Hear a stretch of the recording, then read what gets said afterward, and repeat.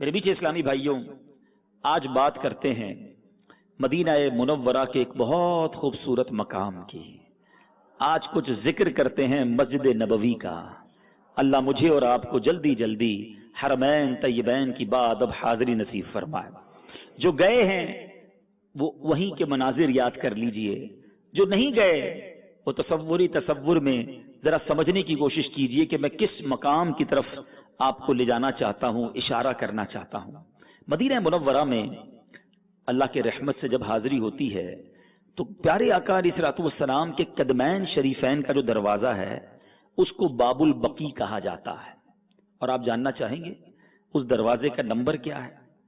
اس باب البقیع دروازے کا نمبر 41 ہے، 41 ہے۔ عشق والی بات کہوں تو آپ کو یہ معلوم ہونا چاہیے کہ شجرہ عطاریہ میں جو بزرگوں کا تسلسل ہے، جو سیکوینس ہے، اس میں ہمارے شیخ طریقت امیر اہل سنت کا نمبر بھی 41واں ہے۔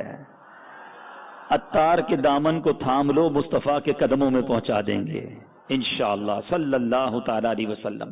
اس باب البقیع کے برابر میں دائیں طرف ایک دروازہ ہے جسے باب جبرائیل کہا جاتا ہے۔ سبحان اللہ، یہ دروازہ مجھے اور آپ کو یاد دلاتا ہے کہ یہیں سے جبریل امین نبی پاک کی بارگاہ میں حاضر ہوتے تھے جب اللہ کا پیغام لے کر آتے، جب وحی لے کر آتے، اور نبی پاک کے حجرہ اقدس میرے آقا کے مکان مقدس کا یہ احترام تھا کہ نبی پاک کی بارگاہ میں جبریل امین بغیر اجازت نہیں آتے تھے۔ روح الامین ہیں مگر حاضری کی اجازت طلب کی جاتی۔ کیا خوبصورت بات مولانا حسن رضا خان صاحب لکھتے ہیں نا، ان کے گھر میں بے اجازت جبرائیل آتے نہیں، ان کے گھر میں بے اجازت جبرائیل آتے نہیں، قدر والے جانتے ہیں قدر و شان اہل بیت۔ اب اس کے بالکل برابر میں تھوڑا سا آگے جائیں تو اب آپ کو دائیں طرف ایک بڑا سا چبوترا نظر آئے گا۔ باب نساء اور باب جبرائیل سے اگر داخل ہوں تو دائیں طرف ایک چبوترا نظر آتا ہے۔ باب نساء سے جائیں تو دل کی طرف، باب جبرائیل سے جائیں تو دائیں طرف۔ جنہوں نے مدینے میں حاضری دی ہے تو بڑا سا ایک چبوترا ہے، لوگ اس پہ نوافل پڑھتے ہیں۔ یہ چبوترا کن لوگوں کی یاد دلاتا ہے؟ یہ بینچ کن لوگوں کی یاد دلاتا ہے؟ یہ صحابہ کرام کی ایک بڑی کمال کی کیٹیگری تھی۔ صحابہ کرام کے بھی بہت سارے درجے اور اقسام علماء نے بیان کی۔ سب سے زیادہ ٹاپ آف دا لسٹ جو صحابہ کرام ہیں وہ ہیں خلفائے راشدین، سیدنا ابوبکر صدیق، حضرت عمر فاروق، حضرت عثمان غنی رضی اللہ تعالیٰ عنہ، اور مولا علی شیر خدا کرم اللہ تعالیٰ وجہ الکریم۔ یہ 4 صحابہ، پھر اس کے بعد 6 اور صحابہ ہیں جو ملا کر عشرہ مبشرہ بن جاتے ہیں۔ یہ وہ 10 صحابہ ہیں جنہیں نبی پاک علیہ الصلوۃ والسلام نے اپنی حیات طیبہ میں جنت کی بشارت عطا فرما دی۔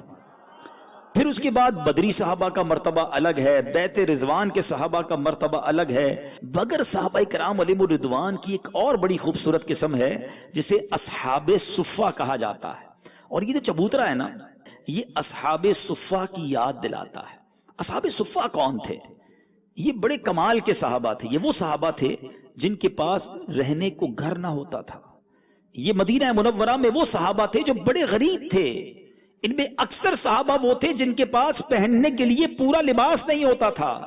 روایتوں کا مضمون ہے کہ کئی صحابہ تو ایسے تھے جن کے پاس صرف ایک چادر ہوا کرتی جس سے اپنا ستر ڈھانپ لیتے تھے، مگر در مصطفیٰ صلی اللہ تعالی علیہ وسلم کے باہر پڑے رہتے۔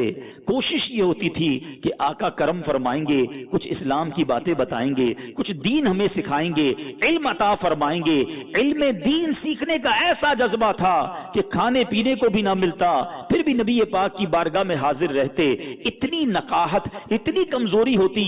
احادیث کا مضمون ہے کہ کچھ صحابہ اصحاب صفہ میں سے جب نماز کے لیے کھڑے ہوتے اتنی کمزوری ہوتی کہ کھڑے کھڑے گر جایا کرتے تھے۔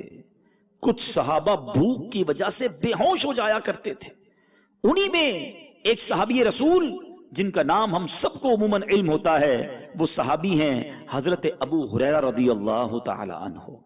یہ بڑے عظیم صحابی ہیں، مگر ان صحابی نے بھی کتنی قربانیاں دی، کیسا وقت گزارا، یہ سننے سے لائق ہے۔ حضرت ابو ہریرہ رضی اللہ تعالیٰ عنہ کو ابو ہریرہ کیوں کہا جاتا ہے؟ ہریرہ تو بلی کو کہتے ہیں۔ ایک بار نبی پاک علیہ الصلوۃ والسلام کی بارگاہ میں جب حاضر ہوئے تو آپ کی آستین میں ایک چھوٹی سی بلی تھی۔ نبی پاک نے جب یہ ملاحظہ فرمایا تو فرمایا یا ابا ہریرہ، یعنی اے چھوٹی بلی والے، تب سے آپ کی کنیت جو ہے وہ ابو ہریرہ ہی مشہور ہو گئی، اور اب ساری دنیا آپ کو ابو ہریرہ رضی اللہ تعالیٰ عنہ کے نام سے جانتی ہے۔ آپ کے اندر کیسا علم دین سیکھنے کا جذبہ تھا کہ ایک مرتبہ نبی پاک علیہ الصلوۃ والسلام سے عرض کرتے ہیں، حضور، بخاری شریف کی حدیث ہے کہ حضور میں آپ کے پاس رہتا ہوں، آپ کی باتیں سنتا ہوں، علم سیکھنے آیا ہوں، مگر میں بھول جاتا ہوں، آپ جو فرماتے ہیں مجھے یاد نہیں رہتا، کرم کیجئے میری یادداشت اچھی ہو جائے۔ ذرا غور کیجئے صحابہ کرام کا عقیدہ کیا تھا۔ بھائی یادداشت اچھی کرنے کے لیے آج کل کے دور میں کوئی کہتا ہے بادام کھا لو، اخروٹ کھا لو، جناب کوئی دوائی کھا لو، کوئی نہ کوئی علاج کروا لو، مگر صحابہ کرام کو پتا تھا کہ نبی پاک کا در وہ ہے کہ جو مانگو یہاں سے ملتا ہے، نہیں سنتا ہی نہیں مانگنے والا تیرا۔ نبی پاک علیہ الصلوۃ والسلام نے بھی کوئی حکیمی نسخہ نہ بتایا کہ اے ابو ہریرہ یہ عمل کرو تو یادداشت مضبوط ہو جائے گی۔ آقائے دو جہاں صلی اللہ تعالی علیہ وسلم نے فرمایا، اے ابو ہریرہ اپنی چادر پھیلاؤ۔ کہتے میں نے چادر پھیلا دی، مالک جنت قاسم نعمت صلی اللہ تعالی علیہ وسلم نے اپنے دستے رحمت میں سے اس میں کچھ ڈال دیا اور فرمایا اے ابو ہریرہ اسے اٹھاؤ اور سیدھے سے لگا لو۔ حضرت ابو ہریرہ دیکھ رہے ہیں کہ ہاتھ سے کچھ چادر میں بظاہر نظر نہیں آ رہا کہ کچھ نبی پاک نے باقاعدہ کوئی چیز ڈالی ہو، بس مٹھی رکھ کر کھولی ہے اور کہا ابو ہریرہ سینے سے لگا لو۔ اللہ اکبر! حضرت ابو ہریرہ کا عقیدہ دیکھو، وہ جانتے تھے دو جہاں کی نعمتیں ہیں ان کے خالی ہاتھوں میں، وہ چادر سینے سے لگاتے ہیں۔ حضرت ابو ہریرہ کا کہنا ہے وہ دن ہے آج کا دن ہے، اس کے بعد کوئی بات نہیں بھولتا، نبی پاک جو فرماتے ہیں مجھے یاد ہو جاتا ہے۔ ایسی یادداشت مضبوط ہوئی کہ بہت سارے صحابہ کرام نے حدیثوں کو روایت کیا، مگر حضرت ابو ہریرہ رضی اللہ تعالیٰ عنہ تمام صحابہ میں وہ عظیم صحابی ہیں جنہوں نے سب سے زیادہ حدیثوں کو روایت کیا۔ بتاتے ہیں علماء 5374 حدیثیں حضرت ابو ہریرہ نے روایت کی ہیں نبی پاک علیہ الصلوۃ والسلام سے۔ ایسا حافظہ نبی پاک نے عطا فرما دیا، علم دین سیکھنے کا اتنا شوق تھا۔ مگر یہی حضرت ابو ہریرہ، اچھا اصحاب صفہ میں کون کون سے نام تھے ذرا یہ بھی سن لو۔ اصحاب صفہ میں حضرت بلال حبشی رضی اللہ تعالیٰ عنہ، حضرت ابو ذر غفاری رضی اللہ تعالیٰ عنہ، حضرت ابو سعید خدری رضی اللہ تعالیٰ عنہ۔ ذرا غور کیجئے کتنے بڑے بڑے صحابہ کے نام ہیں جو اصحاب صفہ میں تھے۔ سیدنا سلمان فارسی رضی اللہ تعالیٰ عنہ، حضرت حذیفہ بن یمان رضی اللہ تعالیٰ عنہ۔ اب اتنے بڑے بڑے صحابہ اس طرح غربت کی زندگی گزار رہے تھے، اتنا مطلب جس کو کہیے کہ غربت کا عالم تھا کہ ایک بار نبی پاک علیہ الصلوۃ والسلام کی بارگاہ میں کچھ کھجوریں آئیں، پیارے آقا علیہ الصلوۃ والسلام نے تمام صحابہ کو بلایا اور دو کھجوریں عطا فرمائیں۔ بھوک کا عالم ہے، کئی دنوں کا فاقہ ہے اور دو کھجوریں عطا فرمائیں۔ حضرت ابو ہریرہ رضی اللہ تعالیٰ عنہ نے 2 کھجوریں لی، ایک کھا لی اور ایک جیب میں رکھ لی۔ پیارے آقا علیہ الصلوۃ والسلام نے دیکھ لیا، فرمایا اے ابو ہریرہ یہ دوسری جیب میں کیوں رکھ رہے ہو؟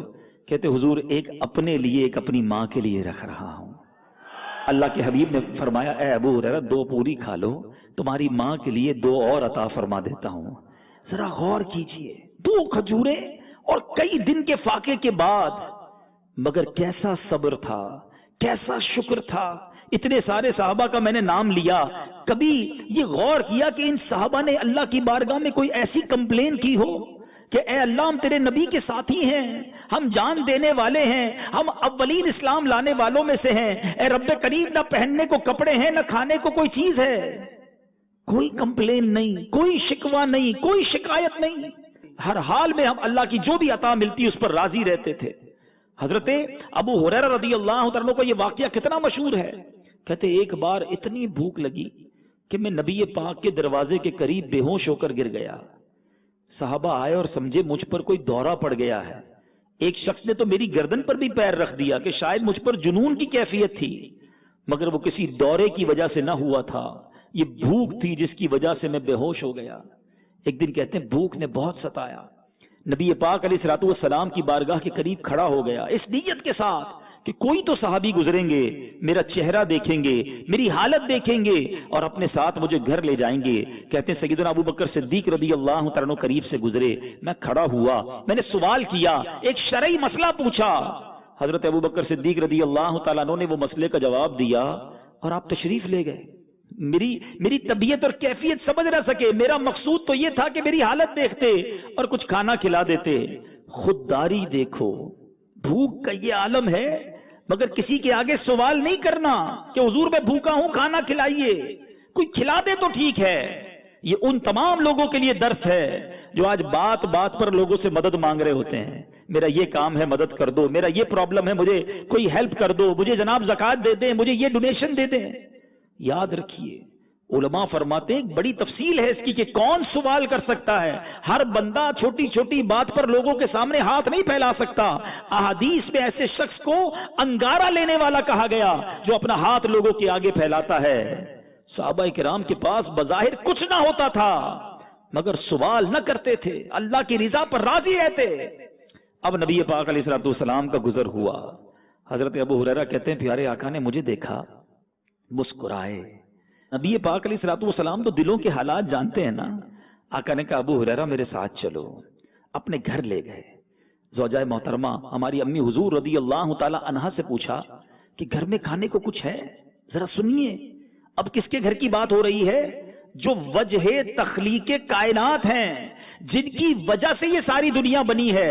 نبی پاک علیہ الصلوۃ والسلام ریزن آف آل کریشن ہیں، لیکن ان کے گھر کا حال یہ تھا کہ ہماری امی حضور کہتی ہیں حضور گھر میں کھانے کو کچھ نہیں ہے، ایک دودھ کا پیالہ ہے جو تھوڑی دیر پہلے ایک صحابی دے گئے۔